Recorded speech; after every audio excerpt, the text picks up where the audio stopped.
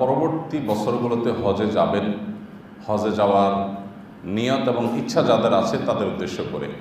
শুধুমাত্র এই দুর্ঘটনায় মানুষ মারা গেছেন যে সেই ইস্যুটাই নয়, এর বাইরেও আমরা একটু কথা বলতে চাই।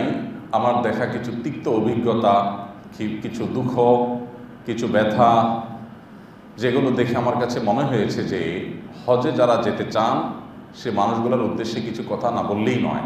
তো সেজন্য আজকে এমন কিছু কথা শেয়ার করতে চাই যে কথাগুলো জীবনে কখনো যারা হজে বা মক্কাতে মদিনায় উমরা করার উদ্দেশ্যে যাওয়ার ইচ্ছা আছে যাদের মধ্যে, তাদেরকে কয়েকটা বিষয় আমরা অত্যন্ত বিনয়ের সাথে আহ্বান করতে চাই।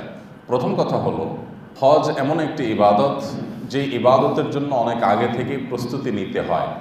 প্রথমত এখানে আর্থিক প্রস্তুতির ব্যাপার আছে, দ্বিতীয়ত শারীরিক প্রস্তুতির ব্যাপার আছে, তৃতীয়ত মানসিক প্রস্তুতির ব্যাপার আছে। তিন ধরনের প্রস্তুতি যথাযথভাবে না নিয়ে আমরা বেশিরভাগ মানুষ হজে চলে যাই। আর্থিক প্রস্তুতিটা তো নেওয়া হয়, শারীরিক প্রস্তুতিটাও অনেক ক্ষেত্রে নেওয়া হয়, কিন্তু মানসিক প্রস্তুতিটা বেশিরভাগ ক্ষেত্রেই যথাযথভাবে নেওয়া হয় না। এবং এই একটা জায়গায় ত্রুটির কারণে হজটা অর্থবহ হয় না, যথাযথ হয় না। হজের যে উদ্দেশ্য সেটা সাধিত হয় না। মাবরুর হজ যে একজন ইমানদারের স্বপ্ন, একজন ইমানদারের জীবনের অন্যতম সাধনার জায়গা, সেই জায়গাটা অস্পৃশ্য থেকে যায়। সে হজটা তিনি পাওয়ার সুযোগ থেকে বঞ্চিত হয়ে যান শুধুমাত্র এই মানসিক প্রস্তুতি যথাযথভাবে যেটা থাকার কথা ছিল সেটা থাকার কারণে। সেজন্য আমরা বলতে চাই যে হজে যাওয়ার আগে থেকে যথাযথ প্রস্তুতি মানসিকভাবে এবং জ্ঞানগতভাবে আমাদের নেওয়া উচিত। আমরা আসুন্নাহ ফাউন্ডেশনের তরফ থেকে গত কয়েক বছর যাবৎ যারা হজে যেতে ইচ্ছা পোষণ করেন, যে এজেন্সি থেকে আপনি যান না কেন, তাদের জন্য ফ্রি অফ কস্ট, সম্পূর্ণ বিনামূল্যে হজ প্রশিক্ষণ অফার করেছি। আলহামদুলিল্লাহ, চট্টগ্রামে আমরা করেছি, ঢাকায় করেছি। সেখানে অবশ্য আমাদের স্থান সংকুলান না হওয়ার কারণে অনেক বেশি মানুষ আবেদন করলেও আমরা সব মিলিয়ে হয়তো 1000 খানেক বা 1300-1400 মানুষকে সর্বোচ্চ কয়েক ধাপে আমরা তাদেরকে প্রশিক্ষণ দিতে পেরেছি। এই কয়েক ধাপে প্রশিক্ষণ যারা পেয়েছেন আমাদের কাছ থেকে, আলহামদুলিল্লাহ, বিভিন্ন জায়গাতে, মিনাতে, মুজদালিফাতে, মক্কাতে, মদিনাতে আমার সাথে দেখা হয়েছে। তারা প্রত্যেকটা মানুষই যার সাথে দেখা হয়েছে তিনি কৃতজ্ঞতা প্রকাশ করেছেন যে প্রশিক্ষণটা আমাদের অনেক বেশি সহায়ক হয়েছে, অনেক বেশি উপকারী হয়েছে। তো সামনের বছরে আল্লাহ যদি আমাদেরকে তৌফিক দান করে, হয়তো আমরা সেটাকে ডাবল দ্বিগুণ করার চেষ্টা করব। এর বাইরে আমরা তো আর সারা দেশের সব হাজিদেরকে প্রশিক্ষণ আমরা দিতে পারবো না, সবাই আমাদের থেকে প্রশিক্ষণ নিতে ইচ্ছুকও হয়তো হবেন না।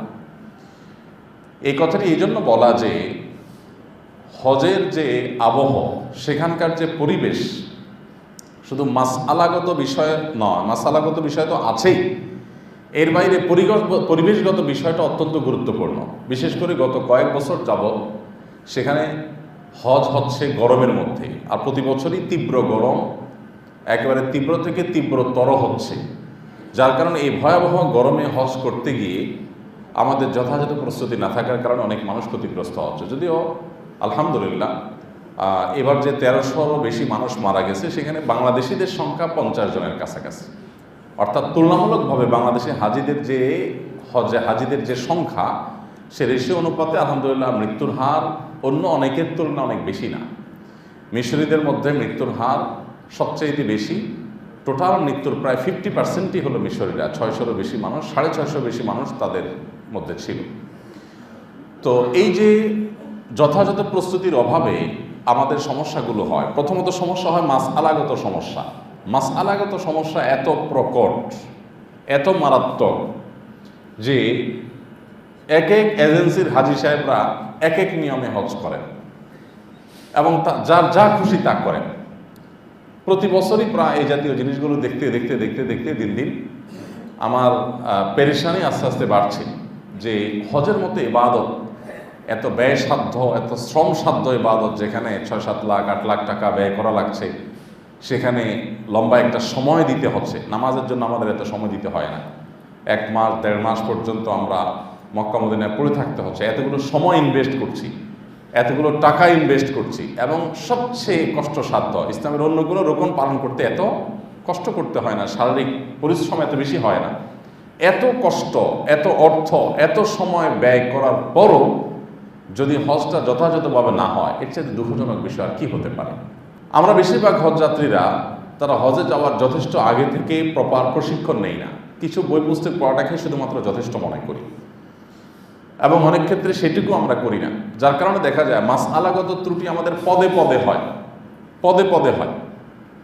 এবং আমাদের যেহেতু আসনা ফাউন্ডেশনের তরফ থেকে হজযাত্রীদের জন্য একটা হোয়াটসঅ্যাপ গ্রুপ খোলা হয়েছে, যে কেউ সেখানে প্রশ্ন করতে পারেন, প্রশ্ন উত্তর নিতে পারেন। সেখানে এত বিচিত্র সব প্রশ্ন এসেছে এবং আমরা যখন হজের সফরে ছিলাম আমাদের কাছে এত বিচিত্র সব প্রশ্ন এসেছে যে সেগুলো দেখে বোঝা যায় যে এই আল্লাহর বান্দারা হজে আসার আগে মিনিমাম প্রস্তুতিটুকু পর্যন্ত তারা নেন নাই। শুধুমাত্র থালা, গটি, বাটি, কাপড় চোপড় কী নেবেন এই প্রস্তুতিটা নিলেন, মাসালাগত প্রস্তুতি নিলেন না, তাহলে হজটা যথাযথভাবে আদায় হবে না। এমন এমন উদ্ভট কর্মকাণ্ড আমাদের দেশি ভাইয়েরা হজের মধ্যে করে বসে থাকেন যে এটা হজ সম্পর্কে একেবারে মিনিমাম ধারণা থাকে মানুষও করতে পারেন না, একেবারে সাধারণ ধারণা থাকে মানুষও করতে পারেন না। এমনও হয়েছে যে আরাফাতের ময়দানেই ঢুকেন নেই, যেটা হজের সবচেয়ে বড় এবং মেইন প্রধান কাজ। এমনও হয়েছে যে আরাফাতের ময়দান থেকে সূর্য ডুবার পর যাওয়া ওয়াজিব, সেই ওয়াজিব তরক করে আরাফাতের থেকে সূর্য ডুবার আগে বের হয়ে গেছে, এরপর আমাকে জিজ্ঞেস করছেন ভাই এখন কি হবে। এইভাবে পদে পদে সমস্যা আমাদের হজযাত্রীদের দেখা গেছে। তো এই জন্য ভাই আমার অনুরোধ যে যথাযথ প্রশিক্ষণ যথেষ্ট আগে থেকে আপনারা নিয়ে তারপরে হজে যাওয়ার চিন্তা করবেন ইনশাআল্লাহ, তাহলে হজ আপনার অর্থবহ হবে। আবার এদিকে পরিবেশগত যে ব্যাপার থাকে সেটা হলো যে আমাদের দেশের পুলিশ এবং সে দেশের পুলিশের আচরণ ভিন্নতর হবে। একে তো এই ২০-২৫ লক্ষ মানুষের মুভমেন্ট ৪-৫ দিনের মধ্যে এক জায়গা থেকে আরেক জায়গা, রাতে এক জায়গা, দিনে এক জায়গায়, সকালে এক জায়গা, বিকালে এক জায়গা, ২০ লক্ষ মানুষ একসাথে যখন মুভমেন্ট করে এটা সামলানোটা এমনি হিমশিম খেতে হয়, কঠিন হয়, কষ্টসাধ্য হয়। দ্বিতীয়ত সৌদি আরবের রাজনৈতিক যে প্রেক্ষাপট, তাদের দেশ যেই নিয়মে পরিচালিত হয়, আমাদের গণতান্ত্রিক দেশ, আমাদের দেশ একই নিয়মে পরিচালিত হয়। আমাদের দেশে হাজী সাহেবরা আশা করেন যে সেখানে পুলিশের সামনে, আমাদের পুলিশের সামনে যেরকম আমাদের প্রতিবাদ করার সাংবিধানিক অধিকার থাকে, সেখানে বোধহয় প্রতিবাদ করার কোনো সাংবিধানিক অধিকার, প্রতিবাদ করতে যায় উল্টা বেজ্জত টেজ্জত হয়ে তারপর চলে আসতে হয়, এরপরে পুরো হজেই তার ডিপ্রেশনে কাটাইতে হয়। তো ওখানকার পরিবেশটা কি, পরিস্থিতিটা কি, এগুলো যথাযথভাবে জানাটাও হজের একটা যথাযথ প্রস্তুতির অংশ, সেটা আমাদের নেওয়া দরকার। মাসআলাগত যে ত্রুটিগুলো হয়ে থাকে তার মধ্যে থেকে একটা বড় ত্রুটি হলো আমাদের হজযাত্রীদের, বিশেষ করে মা বোনদের ব্যাপারে আমরা দেখেছি যে তাদের পর্দার ব্যাপারে সবচেয়ে বেশি গুরুত্বহীন, এত বেশি অবহেলা পর্দার ব্যাপারে যে মিনাতে, মুজদালিফাতে, আরাফাতে, এমনকি আপনার মক্কা মদিনার হোটেলেও দেখা যায় পর্দার ব্যাপারে পুরুষরাও দায়িত্বশীল না, মহিলারাও দায়িত্বশীল না। হোটেলে যে সমস্যাটা হয় সেটা হলো যে শেয়ারিং রুমে দেখা যাচ্ছে একটা রুমে 3 জন বা 4 জন মহিলা আছে। তো আপনার মা, আপনার বোন কিংবা আপনার স্ত্রী কেউ হয়তো সেই শেয়ারিং রুমে আছেন, আপনি সেখানে যে দরজা ঠেলে ঢুকে যাচ্ছেন, সেখানে আরও অন্যান্য মহিলারা আছে। এই কমন সেন্সটুকু আমি দেখেছি শত শত হজযাত্রীরা আছেন, শিক্ষিত মানুষ, প্রতিষ্ঠিত মানুষ, কিন্তু কমন সেন্সটুকু নাই, অন্যান্য মেয়েদের প্রাইভেসি নষ্ট করছেন, চলে যাচ্ছেন সেখানে, অথবা দরজা ঠেলা দিয়ে উকি মারছেন। আমি তো একজনকে রীতিমতো উকি মারতে গেছে আর তাকে দাঁড়ায়া রীতিমতো ধমক দিয়ে বসাইতে হয়েছে, এরকম বিশ্রীভাবে উকি মারছিলেন তিনি কোনো অসৎ উদ্দেশ্যে উকি মেরেছেন তা না, কিন্তু তার কমন সেন্সের অভাব বা কোনো দেশের জ্ঞানের অভাব, যে অন্য ফ্যামিলির মেয়েরা এখানে আছে, এখানে আমি উকি মারতে পারি না, কিন্তু সেখানে দরজা ঠেলে উনি উকি মারছেন। তার স্ত্রীর সাথে, তার মা বা বোন, তার পরিবারের যে মহিলা আছে তার সাথে কথা বলবেন। অনেকে কথা বলতে গিয়ে দরজা এমনভাবে দাঁড়িয়ে কথা বলছেন যে ভেতরে মহিলারা তাদের পোশাক আশাকে তাদের মতো করে তারা আছে, সেগুলো সব রাস্তা থেকে বা করিডোর থেকে দেখা যাচ্ছে। তো পর্দার ব্যাপারে আমরা সবাই হজের ট্রেনিংটাতে নেই, পর্দার ট্রেনিংটা নেই। পর্দার মাসআলাটা সাধারণত হজের ট্রেনিংয়ে আলোচনাও হয় না, আমরা নিজেরাও যে খুব বেশি আলোচনা করছি তা না।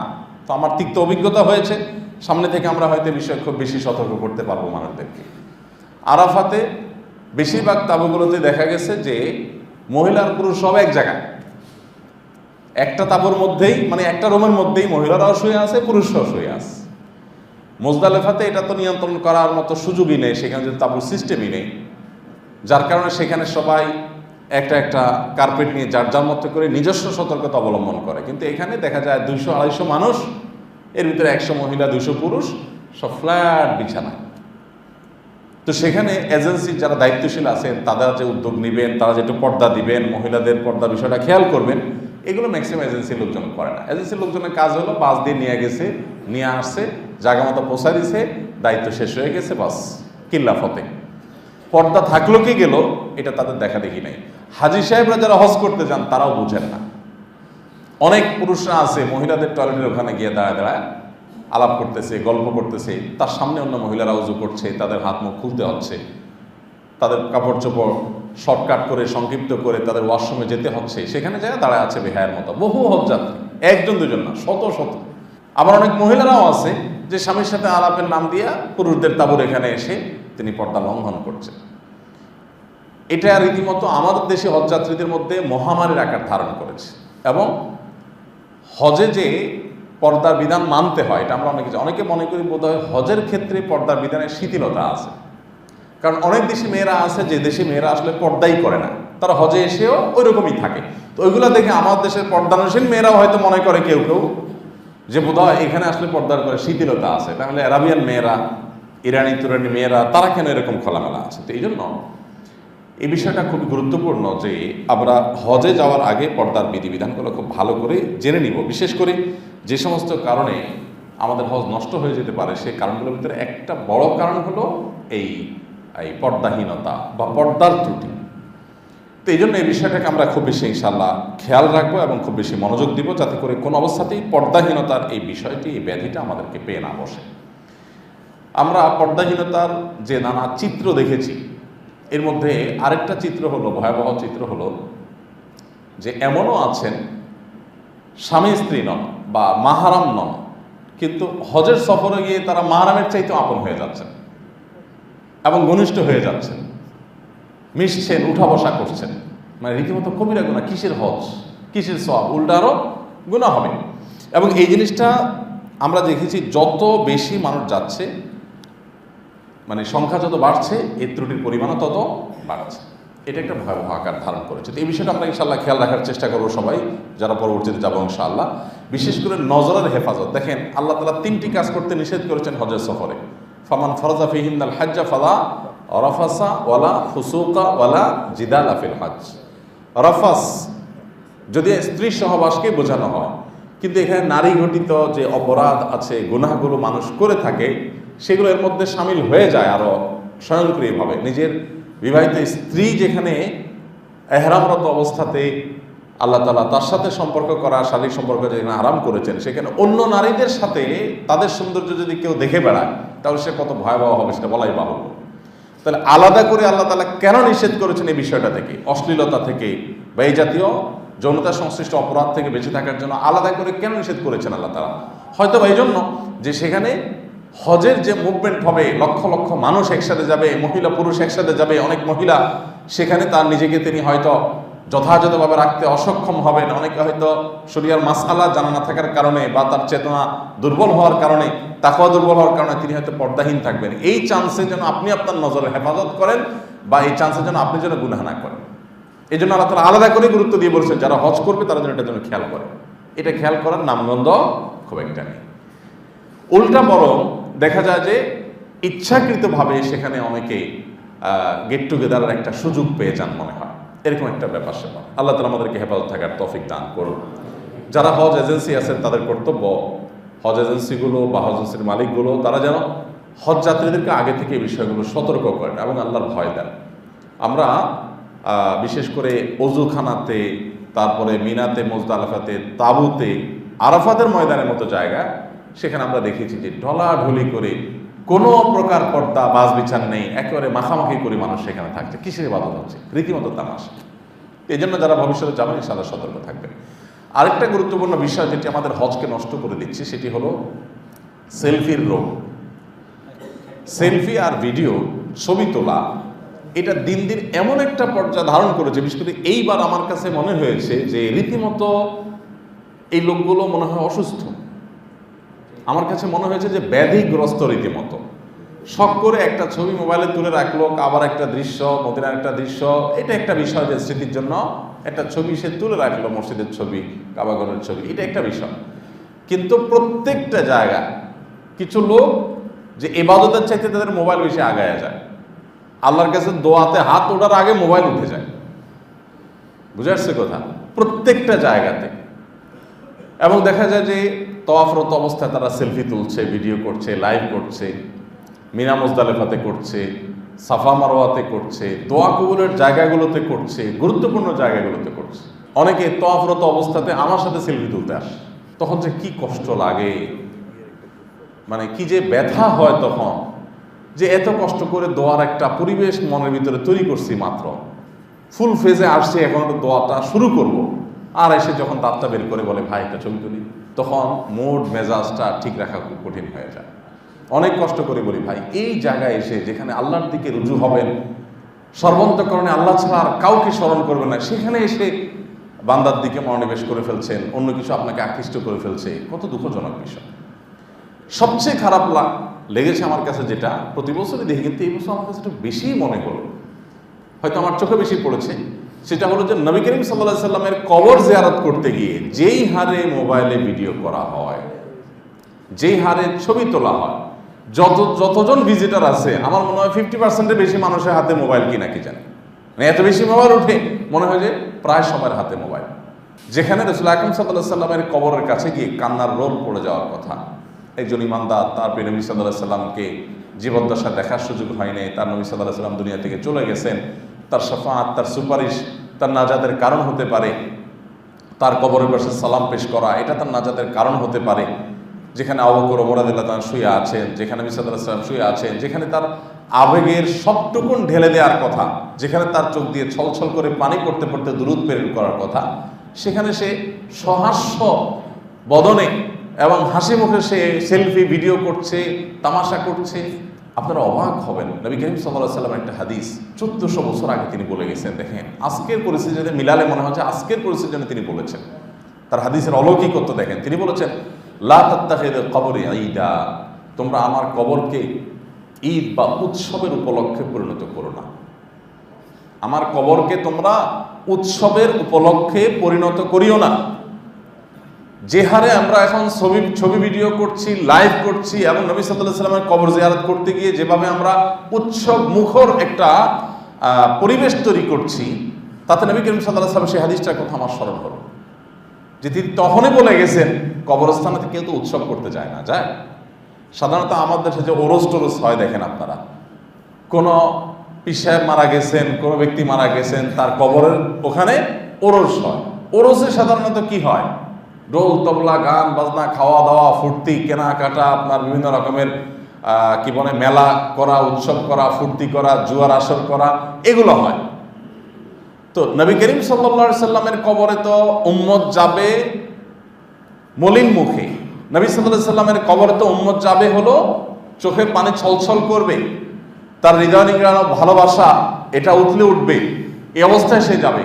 কিন্তু নবী করিম সাল্লাল্লাহু আলাইহি সাল্লাম সেই তখনই আঁচ করতে পেরেছেন, আল্লাহ তাআলা ওহীর মাধ্যমে তাকে জানিয়েছেন যে এরকম পরিস্থিতি হতে পারে, তিনি সেজন্য সাবধান করেছেন, আমার কবরকে তোমরা উৎসবে পরিণত করিও না। এখন এই মোবাইল বাজদের, ছবি শিকারীদের এবং ভিডিও বাজি করা মানুষদের নবী সাল্লাল্লাহু আলাইহি ওয়াসাল্লাম কবর রওজার কাছে গিয়ে যেভাবে সেলফি বাজি করছে, আমার কাছে মনে হচ্ছে যে সেই হাদিসটারই প্রতিফলন ঘটছে কিনা, যে আমরা নবী সাল্লাল্লাহু আলাইহি ওয়াসাল্লামের কবরের কাছে ফুর্তি করতে যাচ্ছি, যে আমি ভিডিও করে দেখাচ্ছি মানুষকে, নিজের বাকাওয়াত জাহির করছি। অনেকে বলবেন নবীর মহব্বতে আমি ছবি ভিডিও করছি। নবীর মহব্বতে না, এটা লাইক কমেন্টের মহব্বতে, যে এটা দেবো তাহলে আমার ফেসবুকে রিচ বাড়বে, অনেকে বলবে ওয়াও মাশাআল্লাহ তুমি তাহলে মদিনা গেছো, মাশাআল্লাহ মাশাআল্লাহ, আমার একটা ভাব জাহির হবে। উদ্দেশ্য যাই হোক না কেন, এই কাজ কোনো অবস্থাতেই সঠিক হতে পারে না। আরেকটা এখানে সূক্ষ্ম দিক আছে, এটা মার্কাজ দাওয়ার মাওলানা আব্দুল মালিক সাহেব হাফিজাহুল্লাহ বরাতে এক ভাই আমাকে বলেছেন, পয়েন্টটা আমার কাছে খুবই গুরুত্বপূর্ণ মনে হয়েছে। সেটি হলো প্রিয় নবী সাল্লাল্লাহু আলাইহি ওয়াসাল্লামের যে কবর, এটা কোথায় আছে আমরা জানি। এই কবরটা মূলত আম্মা জান আয়েশা রাদিয়াল্লাহু আনহার বাসা, তার ব্যক্তিগত গৃহ, ঘরের অভ্যন্তর, সেখানেই কবর হয়েছে। কারণ নবী সাল্লাল্লাহু আলাইহি ওয়াসাল্লামের মৃত্যু হয়েছে আয়েশা রাদিয়াল্লাহু আনহার ঘরে, আর নবীদের মৃত্যু যেখানে হয় সেখানেই তাদের কবরের নির্দেশনা। এটা নবীদের জন্য স্পেশাল। অন্য সবাই সাধারণ কবরস্থানে হলে নবীরা যেখানে মৃত্যু হয় ওনাদের ওখানে দাফন হয়। তো আয়েশা রাদিয়াল্লাহু আনহার বাসায় যদি মৃত্যু হয়েছে, ওখানে তার দাফন হয়েছে। এখন নবী করিম সাল্লাল্লাহু আলাইহি সাল্লামের কবরের এই জায়গাটা মূলত আয়েশা রাদিয়াল্লাহু আনহার বাসা। সাধারণত কারোর বাসা বাড়ি, সেটা যদি কোনো মহিলা মানুষ হয়, তাহলে তো আরও গুরুত্বপূর্ণ, তার বাসা বাড়িতে উকি দেওয়া এটা ভয়ঙ্কর অপরাধ, ভয়ঙ্কর গুনাহের কথা। কারণ মানুষের বাসা বাড়িতে উকি দেওয়া মানে তার প্রাইভেসি নষ্ট করা। নবী করিম সাল্লাল্লাহু আলাইহি ওয়াসাল্লামের হাদিসে এও বলা আছে, কেউ যদি কারোর বাসা বাড়িতে উকি দেয় তাহলে তার অপরাধের মাত্রাটা এত ভয়াবহ যে তার চোখ তুলে ফেলার মতো অপরাধ সে করে।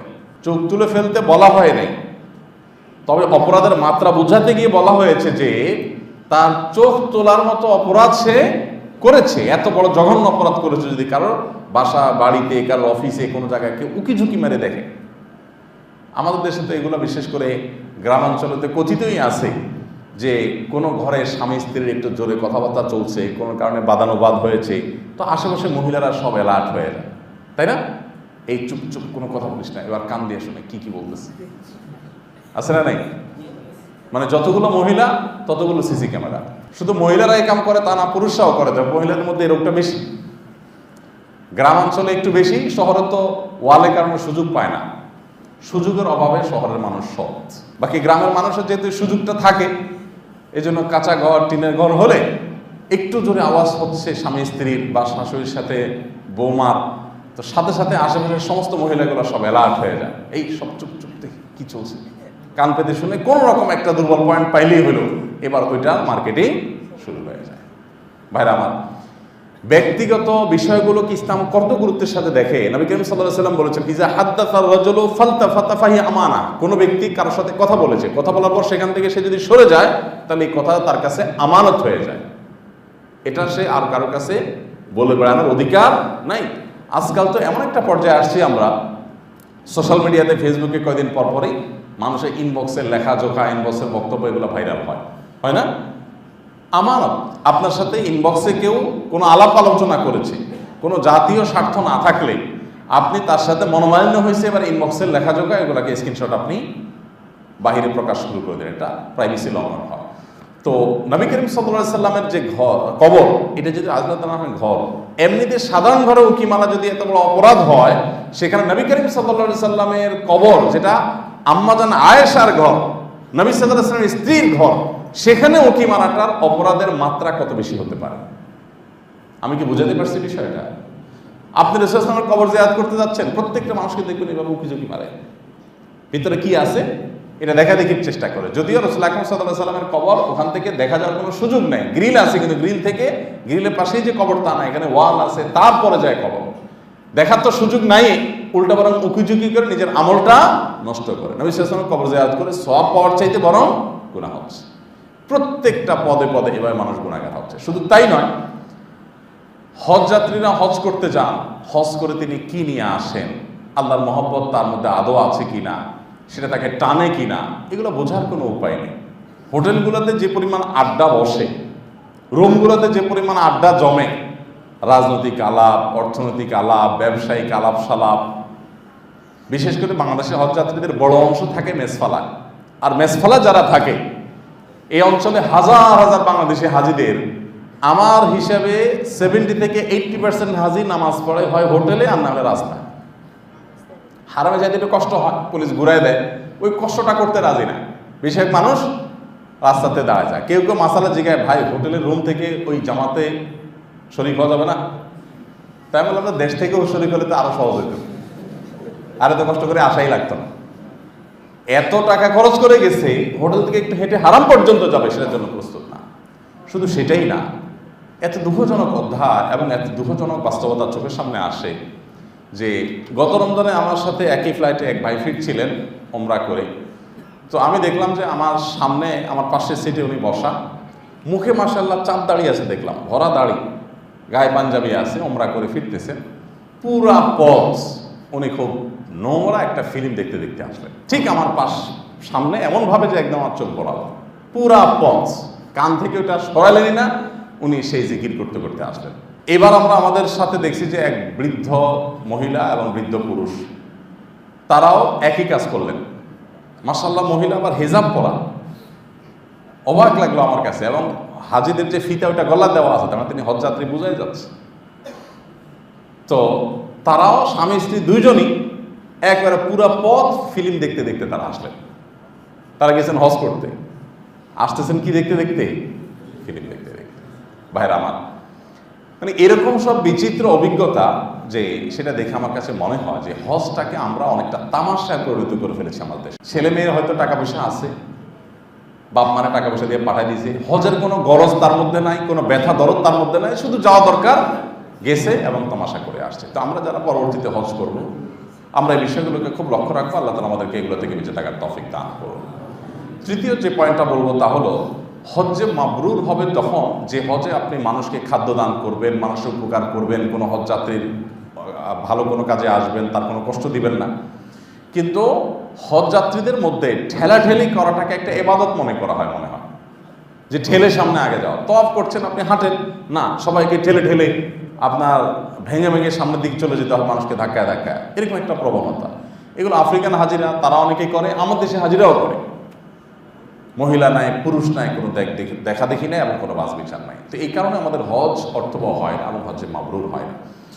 হজে আপনি আর কিচ্ছু করতে না পারেন, কোনো কিচ্ছু করতে না পারেন, মৌলিক ফরজ এবং ওয়াজিবগুলো শুধু আদায় করছেন, সুন্নতগুলো পালন করছেন, অতিরিক্ত নফল আমল, নফল তওয়াবও করতে পারছেন না। আপনি শুধু একটা কাজ করেন যে আপনার দ্বারা কোনো হজ যাত্রী কষ্ট যেন না হয়, বাস। আপনার নাজাতের জন্য বেশি কিছু লাগবে না ইনশাল্লাহ। মাবরুর হজ হওয়ার জন্য একটা পয়েন্ট যথেষ্ট, যে আমি কাউকে কোনো কষ্ট দেব না। কেন আল্লাহ বলেছেন লা জিদালা, হজের মধ্যে কোনো ঝগড়াঝাটি যেন না হয়, কেউ যেন ঝগড়াঝাটি না করে নিষেধ করেছেন। কারণ আপনি নিজেকে নিয়ন্ত্রণ করার শিক্ষা নিতে হবে। আমরা নামাজ যখন দাঁড়াই, অনেক সময় নামাজ দাঁড়ালে আমাদের চোখের এরিয়াতে এমন কিছু হয় যেটা দেখে মেজাজ গরম হয়, মনে চায় কিছু একটা বলি বা করি, কিন্তু করতে পারি না। কেন? কারণ আমি নামাজে আছি। ঠিক একইভাবে আমি হজে আছি, এই কারণে আমি কারোর প্রতি কোনো রূঢ় আচরণ করবো না।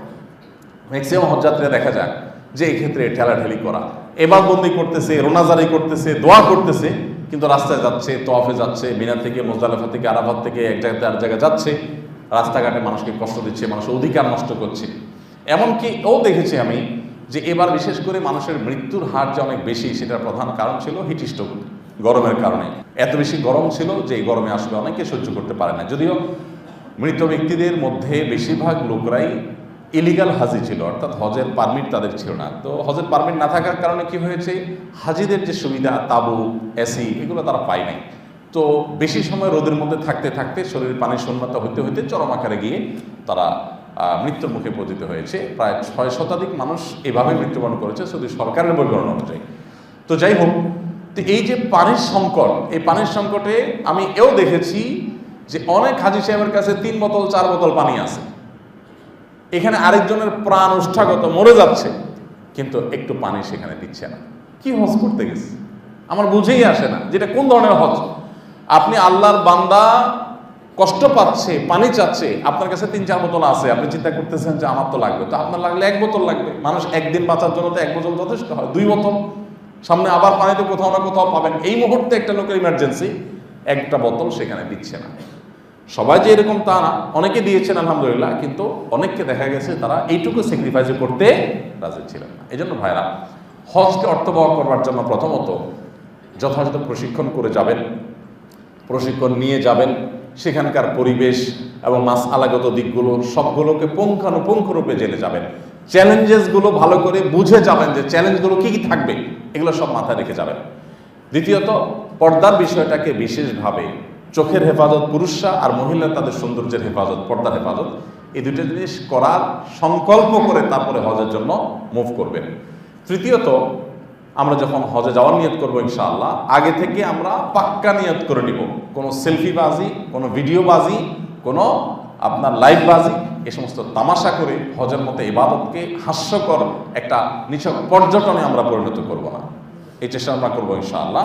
আর সর্বশেষ যে পয়েন্টটি বললাম তা হলো, পুরো হজের সফর জুড়ে কিভাবে মানুষ উপকার করা যায়, সহযাত্রীর উপকার করা যায়, একটু স্যাক্রিফাইস করা যায়। আমার অন্য কোনো আমল নাই, আল্লাহকে বলবো, আল্লাহ তোমার হজ যাত্রীরা তোমার মেহমান, তোমার মেহমানদের আমি একটু হেল্প করার চেষ্টা করেছি, আমার সিটটা ছেড়ে দিয়েছি, আমি তার একজনের ব্যাগটা আগায় দিয়েছি, আমার একটা পানির বোতল ছিল সেটা আমি শেয়ার করেছি, আমি যতটুকু পেরেছি মানুষকে ঠেলাঠেলি করি নাই, ধাক্কাধাক্কি করি নাই, আরেকজনকে ছেড়ে দিয়েছি, আমি নিজে জায়গা নিতে চাই নাই। তো এইভাবে যদি আমরা চেষ্টা করি ইনশাআল্লাহ বিদিল্লাহ, হয়তো অর্থবহ একটা হজ করা আল্লাহ তাআলা আমাদেরকে তৌফিক দিবেন। আল্লাহ তাআলা আমাদের সবাইকে জীবনে একবার হলে বাইতুল্লাহ হাজিরা দেওয়ার তৌফিক দান করুন, এবং সেই সাথে সেখানকার যে দিন দিন যে তীব্র গরম চরম আকারে পৌঁছাচ্ছে, সেখানে কর্তৃপক্ষেরও অনেক দায়িত্ব আছে।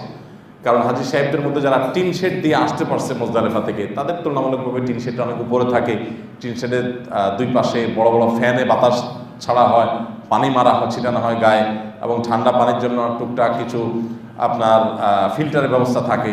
কিন্তু ম্যাক্সিমাম হাজি সাহেবরাই এই রোডে ঢোকার সুযোগ পান নাই, পুলিশ বাধ্য করেছে তাদেরকে ডানে বা বিভিন্ন রোডে চলে যেতে। সেই রোডগুলো তাঁবুর মধ্যখানে। 2015 সালে মিনা দুর্ঘটনায় যে শত শত মানুষ মারা গেছে, ঠিক দুর্ঘটনার মাঝখানে আমি ছিলাম, এবং আমার সাথে থাকা কুষ্টিয়ার এক ট্যাক্সি চালক ভাই তিনি মারা গেলেন। আমার সাথে আরও একজন আহত হয়ে হসপিটালে 4-5 দিন নিখোঁজ ছিলেন, তারপরে হসপিটাল থেকে তাকে পাওয়া গেছে। আর আমি নিজেও আহত হয়েছি, এবং মানে জাস্ট অল্পের জন্য কোনো রকম আল্লাহ হায়াত ছিল, বাঁচাই দিয়েছেন। তো সেই ঘটনাটা ঘটেছে 2 তাঁবু মধ্যবর্তী রাস্তা দিয়ে। এই তাঁবুর মধ্যবর্তী রাস্তাগুলো, এগুলো নিয়ে সৌদি সরকারের এবং কর্তৃপক্ষের যথেষ্ট ভাবনার সুযোগ আছে। আমার কথা তাদের পর্যন্ত হয়তো যাবে না, কিন্তু যদি কারো সুযোগ থাকে তাদেরকে পরামর্শ দেওয়ার, মেইল করার, তো আমরা করতে পারি যে হাজি সাহেবদের টিন শেডের দিয়ে যেরকম যাওয়ার সুযোগ আছে, অন্তত মোজদালেফার দিনটাতেই সব দুর্ঘটনাগুলো ঘটে, ঈদের দিনটাতে। অতএব এই দিনটাতে যাতে হাজি সাহেবদের দুর্ঘটনা না ঘটে, ওই 2 তাঁবুর মধ্যবর্তী রাস্তাগুলোতে পর্যাপ্ত পানির ব্যবস্থা রাখা এবং টয়লেটের ব্যবস্থা রাখা দরকার। সম্ভব হলে ছায়ার ব্যবস্থা রাখা দরকার। এখানে এত উত্তপ্ত গরম থাকে, মনে হয় যে জ্বলন্ত আগুনের মধ্য দিয়ে ঘন্টায় ঘন্টা যদি অসুস্থ মানুষ চলতে থাকে, হার্টের রোগী চলতে থাকে, তো তার মৃত্যু ছাড়া কোনো উপায় আসলে থাকেই না। বিশেষ করে তাঁবুরগুলোর গেট যেভাবে আটকায় রাখে তারা, সহযোগিতাপূর্ণ কোনো আচরণ নাই, একটা লোককে টয়লেটের জন্য মুহূর্তের জন্য খুলছে না, বৃদ্ধ মানুষের জন্য ছাড় দিচ্ছে না। এই ব্যাপারে সৌদি সরকার শুধু একটা নির্দেশনা দিলেই হয় যে যে এলাকার তাঁবুগুলো দিয়ে এভাবে মানুষের স্রোত যাবে, সেই তাঁবুগুলোর দরজা গেটে যারা থাকে তারা যেন একটা সহনশীল হয়। সহনশীল হলে মুশকিল আছে, মানুষ স্রোত ঢুকতে থাকবে, তারা সামলাতে পারবে না। সেক্ষেত্রে বিকল্প ব্যবস্থা, সেখানে পর্যাপ্ত ঠান্ডা পানির ব্যবস্থা রাখা, টয়লেটের পরিমাণ বাড়ানো বাহিরে। বিশেষ করে ওই রোডগুলোতে টয়লেট নাই বললে চলে, পানির ব্যবস্থা নাই বললে চলে, খুবই অপ্রতুল। এখানে মানুষগুলো সবচেয়ে বেশি দুর্ঘটনার শিকার হয়েছে। আল্লাহ রাব্বুল আলামিন মুসলমানের এই ইবাদতকে যথাযথভাবে আমাদেরকে সম্পাদন করার তৌফিক দান করুন, এবং আমাদেরকে জীবনে একবার হলে বাইতুল্লাহ হাজির হওয়ার তৌফিক দান করুন। হজ এবং উমরার যদি যথাযথভাবে সম্পাদন করা যায়, পারফর্ম করা যায়, তাহলে এটার যে স্বাদ, এটা যে তৃপ্তি, এটা আসলে পৃথিবীতে কাউকে বর্ণনা করে বোঝানো সম্ভব হবে না। আল্লাহ যাদেরকে তৌফিক দিয়েছেন তারা জানেন, সব স্মৃতি ভোলা গেলেও এই স্মৃতি জীবনে কখনো ভোলা যায় না। এই জন্য পাক্কা নিয়ত করি, এখন থেকে অল্প অল্প করে সঞ্চয় করতে থাকি এবং জোগাড় করতে থাকি, জীবনে একবার হলে বাইতুল্লাহ জিয়ারত করার, হজ বা উমরা করার চেষ্টা আমরা করি। আল্লাহ আমাদের সবাইকে তৌফিক দান করুন। জাযাকুমুল্লাহ।